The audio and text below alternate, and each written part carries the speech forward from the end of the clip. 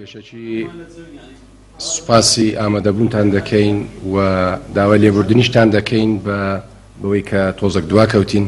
ئەویش هۆکارەکەەوە بوو کۆبوونەوەی ئەنجومەنی وەزیران تۆزێک درێژتری خایاند و دوای ئەوەش تا ڕاگەندراوی کۆتایی ئامادەکرا و ئەو بڕیارانەی کە بڕیار لێسەدرا بوو لە چارچیوەی سیاغەکردنی یاساییەوە ئیشی لەسەکرا و ئێستا دەخرێتە بەردەمتان.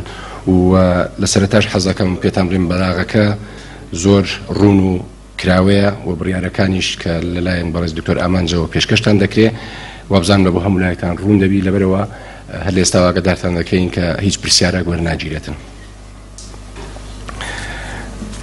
ڕاگەیەندراوێک لە ئەنجومەنی وەزیرانی هەرێمی کوردستان، هاوڵاتیانی خۆشەویستی کوردستان، حکوومەتی هەرێمی کوردستان بەو پەڕی ڕێز و پێزانینەوە دەڕوانێتە خۆڕاگری و بەرگەگرتنی پێشمەرگە قارەمانەکان و هاوڵاتیان و موچەخۆران بۆ ئەم دۆخە سەخت و قورسەداراییەی کە لە هەرێمی کوردستان هەیە. هەروەها زۆر باش بە نیگەرانیەکی زۆرەوە لە ئازار و دەردەسەری و مەینەتیەکانتان وەک دەرەنجامی ئەم قەیرانە تێدەگات. ڕوونە کە چەند هۆکارێکی یەک بە دوای یەک لە دەرەوەی ئیرادەی حکوومەتی هەرێمی کوردستاندا بۆنە هۆکاری دروستبوونی ئەم قەیرانە داراییە. هەر لە بڕینی بەشەبوجەی هەرێمی کوردستان لەلایەن حکوومەتی فێدەرالی عێراقەوە لە سەرەتای ساڵی 2014 تا دەگاتە داسەپانی شەڕی تێرۆریستانی داعش و هاتنی نزیکەی 1,800,000 ئاوارە و پەنابەر بۆ هەرێمی کوردستان.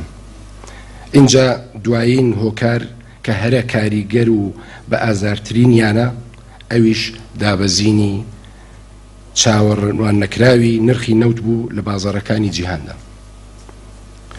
بێگومان حکوومەتی هەرێمی کوردستان نکۆڵی لەوەش ناکات کە جیان لەم هۆکارانە هەڵە و کەم و کوڕی کارژێڕی و داراییش کاریگەری لەسەر دروستبوونی ئەم دۆخە داراییە هەبووە.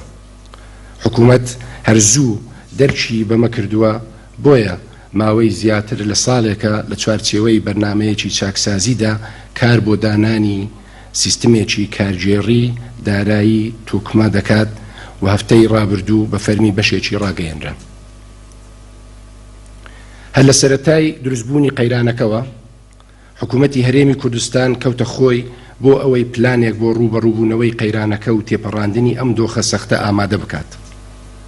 بۆیە دوای چەندین مانگ لە کارکردن و لێکۆڵینەوە و بە دوواداچوونی زانستیانە بە هاوکاری شارەزایان و پسپۆران و لایەنە پەیوەنددارە ناوخۆیی و بیانیەکان لەسەر بنەمای زیادکردنی داهاتەکان و کەمکردنەوەی خەرجیەکان پلانێکی هەنووکەیی بۆ تێپەڕاندنی ئەم قەیرانە ئامادە کرد کە هاوکات لەگەڵ بەرنامەی چاکسازیەکی ڕاستەقینە دەخرێتە بواری جێبەجێکردنەوە.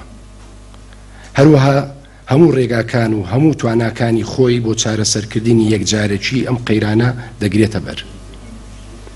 کرۆکی بەرنامەی پلانە هەنووکیەکەی حکوومەت کە ڕێکارێکی کاتیە تەنیا بۆ تێپەڕاندنی ئەم دۆخە داراییە دەبێت.